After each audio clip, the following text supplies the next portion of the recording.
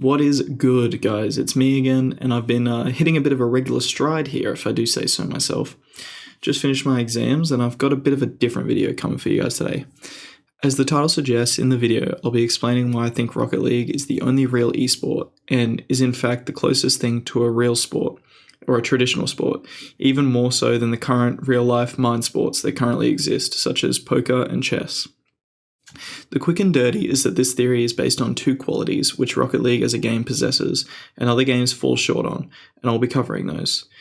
Disclaimer, I am by no means saying that Rocket League is the hardest, best, or most popular game, simply that it is the closest comparison traditional sports of anything currently out there, including games such as FIFA, NBA 2K, and other sports games. I love all games and have spent a lot of time on many different types of games. The first reason why Rocket League is the closest to traditional sports that is currently on the market is the reason why Squishy Muffins can do this. All season, and he pulls it off here in the most clutch moments. The player to invent the shot himself is able to get the delayed front flip and just destroy. And I can do this. Uh-oh, retard alert! Retard alert, class! Every game out there puts players on a relatively level playing field and gives them a way to skill express. Faker is the most well-known and commonly considered best player of all time.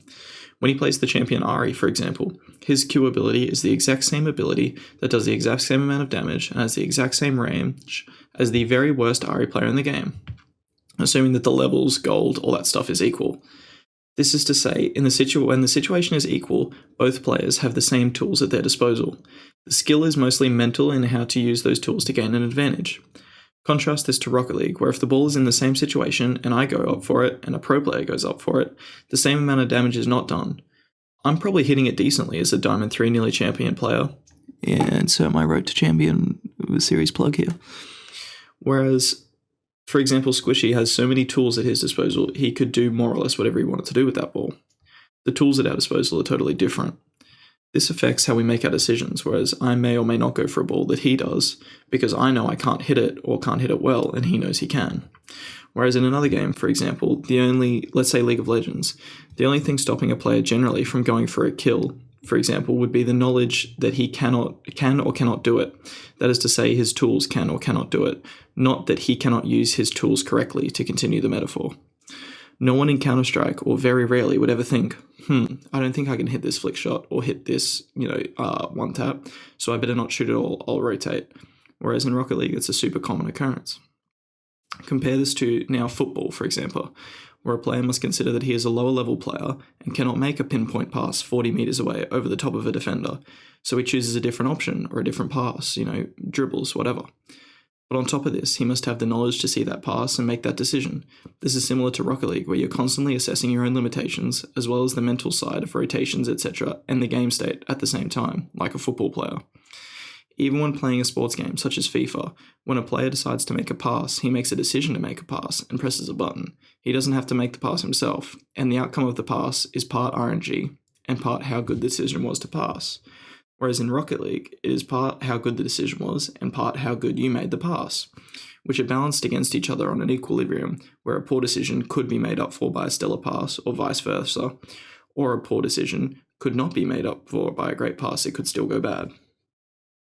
There are exceptions within games, however no game itself is in entirety an exception, the way Rocket League is.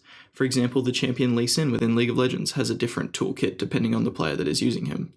The point being, however, is that Rocket League is the only complete game, where one has to assess that he does or does not possess the skill to do an action, and assess the game state with that knowledge and adjust based on that. No player decides to go not to, for example, kill a minion in League of Legends because he lacks the ability to last hit it. It's either an analysis of the game state so that it is impossible for one reason or another to hit it, a decision that the sacrifice that would have to be made to last hit it is not advantageous, or the player does not know that it is something they should be doing. In Rocket League, there are many moments where something is possible, advantageous, and there is no sacrifice, but the person doesn't attempt it because they know themselves that they are not capable. To quickly go over the poker and chess example, this is why Rocket League is closer to a sport than them. No one doesn't go all in poker because they lack the ability to move the chips. And no one doesn't checkmate someone because their fingers can't move the queen. Whereas players have avoided taking an open net shot off the ceiling, for example, because they know they cannot do it often. The second reason has been mentioned in other videos, however I feel like it is relevant to the comparison of other esports, specifically MOBAs and Counter-Strike. I've spoken more heavily on these games because I have the most experience with them, as well as FIFA and a few other games that more or less fill into the same reasoning. The reason being that there is no snowball effect in Rocket League, as there is no snowball effect in traditional sports. Imagine if every time a team conceded a goal in football, they had to put 3 kilo weights on their ankle. Obviously, this is not an exact comparison to MOBAs and Counter-Strike, as they have comeback mechanics, and in the case of MOBAs, teams can often draft a team that is allowed to get behind early, but you see the point. Rocket League, when you concede a goal, you lose a goal, and you must gain that back in order to win, like in football, hockey, the NFL, the NBA, etc. In MOBAs, when you lose a tower that you must gain back in order to win, but the enemy team also gains gold to give them items, which makes it even harder to get that tower back, similar to economy in Counter-Strike.